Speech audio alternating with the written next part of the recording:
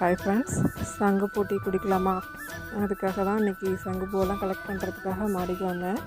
ஃப்ரெஷ்ஷாக கலர்ஃபுல்லாக சூப்பராக பூத்துருக்கு இல்லைங்களா?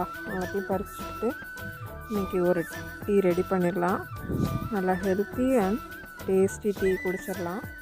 அப்புறம் நம்ம டெரஸ்லேயே நல்லா பழுத்த லெமனை பறிச்சுக்கிட்டேன்.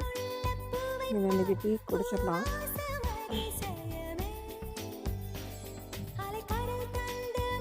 ரெண்டு பேருக்கான டீ தான் இன்றைக்கி ரெடி பண்ணிகிட்ருக்கேன்.